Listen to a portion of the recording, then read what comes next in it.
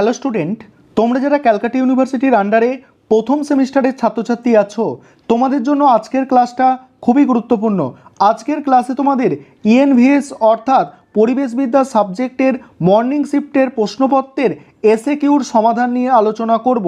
এর আগে আমি তোমাদের এমসিকিউর সমাধান করে দিয়েছি, তবে তোমরা যারা আগে এমসিকিউর সমাধানগুলো দেখোনি আগের ভিডিওটায়, তোমরা এখানে দেখে নাও। এখানে আমি এমসিকিউর সমাধানও বলে দেব, সঙ্গে এসএকিউর সমাধানগুলো করে দেব। দেখো, প্রথম প্রশ্ন যেটা ছিল, বাতাসে নাইট্রোজেন গ্যাসের পরিমাণ। বাতাসে নাইট্রোজেন গ্যাসের পরিমাণ কত?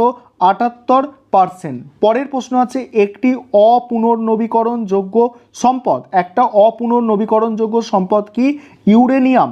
তারপরের প্রশ্ন কি আছে দেখো, ওজোন স্তর। ওজোন স্তর দেখা যায় অপশান আ সঠিক অ্যান্সার, অর্থাৎ স্ট্র্যাটোস্ফিয়ার। স্ট্র্যাটোস্ফিয়ারে ওজোন স্তর দেখা যায়। পরের প্রশ্ন, বন্য পানি সপ্তাহ উদযাপন করা হয়। বন্য পানি সপ্তাহ উদযাপন করা হয় 2 থেকে 8 অক্টোবর, অর্থাৎ অক্টোবর মাসের প্রথম সপ্তাহে। পরের প্রশ্ন, উঙার দাগের প্রশ্ন কি আছে দেখো, বসুন্ধরা। বসুন্ধরা সম্মেলন, বসুন্ধরা দিবস পালিত হয়। বসুন্ধরা দিবস পালিত হয় অপশান হবে আ, অর্থাৎ 22শে এপ্রিল। তারপরের প্রশ্ন কি আছে, একটি ব্যাটারি কোন শক্তি বিদ্যুৎ শক্তিতে রূপান্তরিত হয়? অপশান হচ্ছে হস্যই, অর্থাৎ রাসায়নিক শক্তি বিদ্যুৎ শক্তিতে পরিবর্তিত হয়। পরের প্রশ্ন, সিএনজির পুরো নাম? অপশান আ, অর্থাৎ কম্প্রেসড ন্যাচারাল গ্যাস। তারপরের প্রশ্ন, নিম্নলিখিত কোনটি তাপমাত্রার একক নয়? তাপমাত্রার একক নয় হবে ক্যালোরি। পরের প্রশ্ন আছে দেখো, ভারতবর্ষে প্রথম জাতীয় উদ্যান। ভারতবর্ষে প্রথম জাতীয় উদ্যান জিম করবেট জাতীয় উদ্যান। শেষ প্রশ্ন, দুটি জীবের মধ্যে এমন একটি সম্পর্ক যেখানে দুটি জীব উপকৃত হবে। মিথজীবিতা। মিথজীবিতায় দুটো জীব কিন্তু উপকৃত হয়। পরে এবারে দেখো, এসএকিউ প্রশ্নগুলো তোমরা দেখে নাও। এসএকিউর সমাধান আমি শেষে আলোচনা করে দিচ্ছি। দেখো, বড় প্রশ্ন যেগুলো ছিল তোমরা দেখতে পাচ্ছ প্রশ্নপত্রে, এবং দেখো আরও যে বড় প্রশ্নগুলো তোমাদের ছিল দেখে নাও। বড় প্রশ্ন তোমরা দেখে নিলে এবার এসএকিউর সমাধানটা তোমরা দেখে নাও। এবারে তোমরা এসএকিউ প্রশ্নের সমাধান দেখে নাও। প্রথম প্রশ্ন ছিল, পরজীবিতা কাকে বলে? একটি উদাহরণ দাও।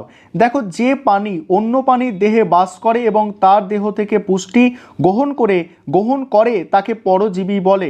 পুষ্টি গ্রহণ করে এবং সেই প্রাণীর ক্ষতি সাধন করে, এটুকু তোমরা অ্যাড করতে পারো, তাকে পরজীবী বলে। স্বর্ণলতা, উকুন, ফিতাকির্মি, এইগুলো হচ্ছে পরজীবীর উদাহরণ। তারপরে কি আছে, অগ্রগামী। অগ্রগামী প্রজাতি কি? একটি উদাহরণ দাও।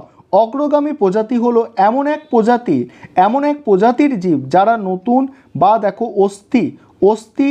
অস্থিশীল পরিবেশে প্রথম বসবাস স্থাপন করে আর নতুন পরিবেশের সাথে খাপ খাওয়াতে সক্ষম এবং প্রায়শই অন্যান্য প্রাণীর জন্য পথ প্রশস্ত করে। অন্যান্য প্রাণী নয়, অন্যান্য প্রজাতির জন্য পথ প্রশস্ত করে। উদাহরণ হচ্ছে লাইক্যান।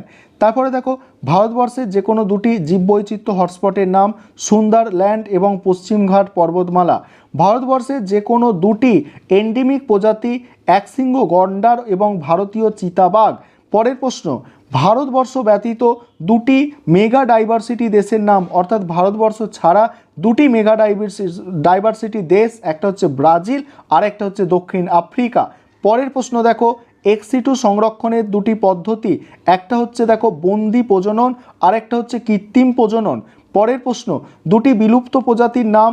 ডোডো আর হচ্ছে একটা শকুন। ঠিক আছে, ডোডো আর একটা হচ্ছে শকুন। ভারতবর্ষে দুটি ব্যাঘ্র প্রকল্পের নাম? করবেট জাতীয় উদ্যান আর সুন্দরবন জাতীয় উদ্যান। দুটি গ্রিনহাউস গ্যাস? কার্বন ডাইঅক্সাইড আর হচ্ছে মিথেন। দুটি গৌণ বায়ুদূষক? মিথেন আর ওজোন গ্যাস। তারপরে দেখো, UNEP united nation environmental programme, আরেকটা হচ্ছে IUCN, এটা কি দেখো international union for conservation of nature. তারপরে দেখো, পরের প্রশ্ন, ভারতবর্ষে যে কোনো দুটি রমসার জলভূমির নাম? মণিপুরের লোকটাক হ্রদ আর হচ্ছে মধ্যপ্রদেশের সখ্য সাগর। এই ছিল তোমাদের প্রশ্নপত্রের সমাধান।